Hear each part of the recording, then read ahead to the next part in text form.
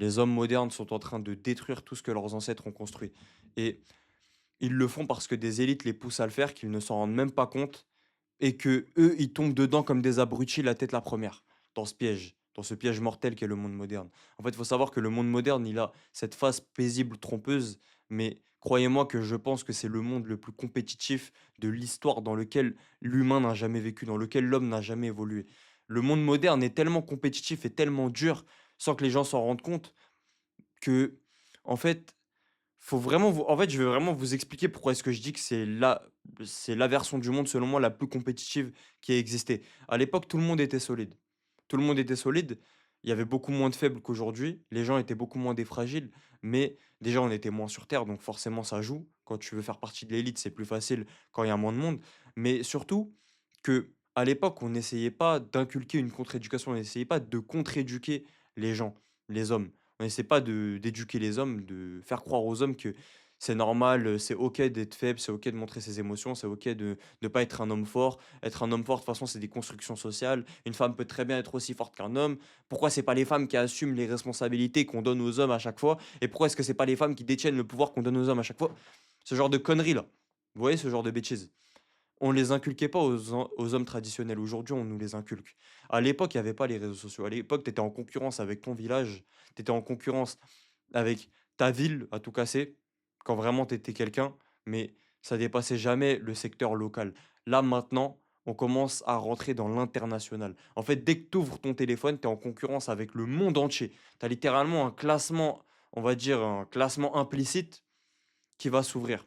Tiens, qui est le meilleur homme? Qui est l'homme le plus fort? Qui est l'homme le plus musclé? Qui est l'homme qui se bat le mieux? Qui est l'homme le plus riche au monde? Qui est l'homme qui a inventé le plus de choses? Qui est l'homme le plus connu? Le numéro un, celui avec le plus d'abonnés? En fait, à chaque fois, tu as toujours de la concurrence.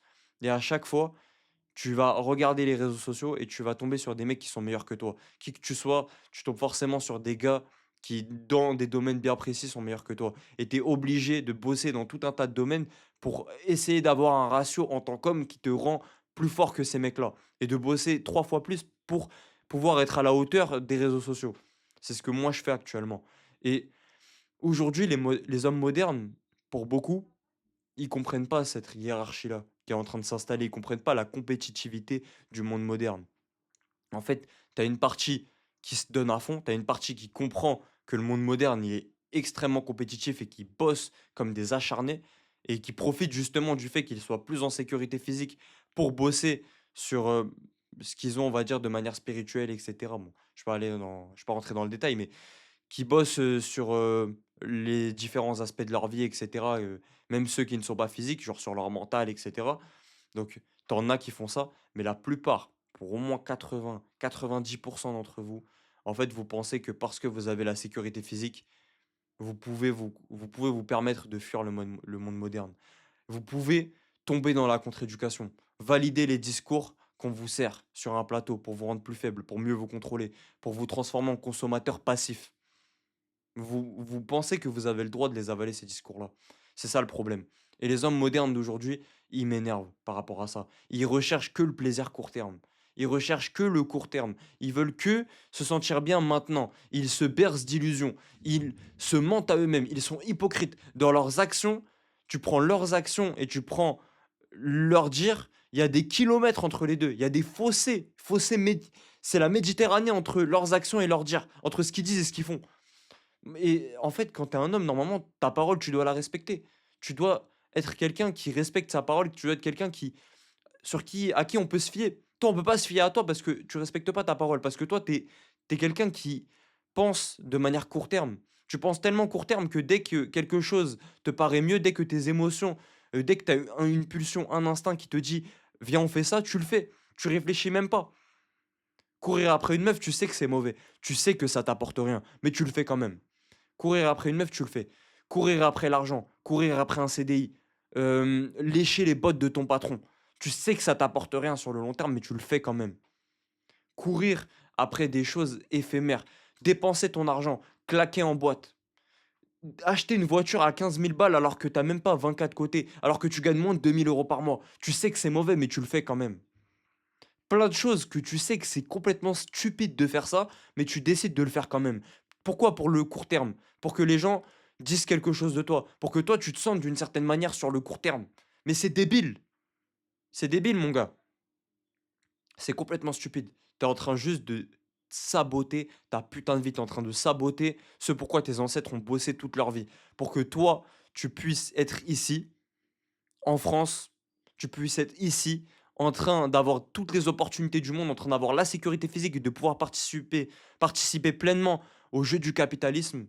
On- Bon, pour ce qu'il y a de capitalisme dans la France, malheureusement, c'est pas totalement ça. On sait que ce pays, c'est pas totalement capitaliste, mais il l'est déjà beaucoup plus et il y a déjà beaucoup plus d'opportunités que dans d'autres pays. Parce que dans ce pays, si tu crées de la valeur, même si l'État il te met des bâtons dans les roues, tu vas quand même réussir à t'en sortir, à sortir la tête de l'eau à un moment ou à un autre. Et ensuite, tu pourras potentiellement faire une évasion, te barrer dans un autre pays. Ça, c'est possible aussi. Mais en fait, tant que tu te bats, tant que tu te donnes les moyens, tu peux faire quelque chose. Tes ancêtres, ils t'ont mis dans un monde, ils t'ont mis dans un pays, ils t'ont mis dans une terre, dans un territoire où tu as des opportunités. Factuellement, tu en as. Tu peux pas dire j'ai pas d'opportunité, tu es un menteur, tu en as. Toi-même, tu sais que tu en as. Donc, faut arrêter l'hypocrisie à un moment donné. Et toi, tu es en train de tout niquer. Tout ça, pourquoi? Pour te sentir bien. Tu tombes dans le piège que les élites te tendent. En fait, des gens veulent te transformer en consommateur passif pour s'enrichir, et toi, tu mords à pleines dents dans le bonbon qu'on te tend, dans le piège, dans l'appât. C'est un appât auquel tu mords. Le mec, il a une canne à pêche, il est comme ça en train de te pêcher, et toi, comme un poisson, t'es là, tu mords. La honte, mec, c'est la honte. T'es en train de tomber dans un putain de piège qui a été façonné pour la masse, pour des milliards d'êtres humains qui n'auront rien et dont on oubliera l'existence après la mort. T'es en train de te bagarrer pour ça aujourd'hui.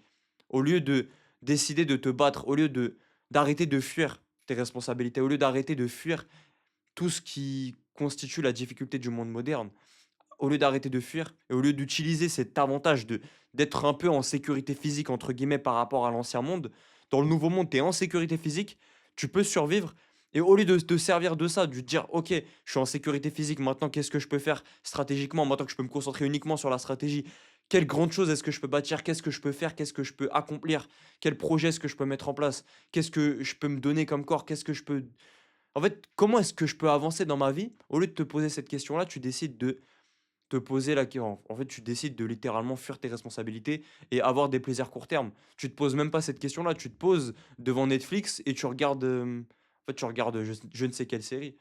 Mais en tout cas, tu regardes Breaking Bad, tu regardes les nouvelles séries qui sortent, tu regardes des feuilletons.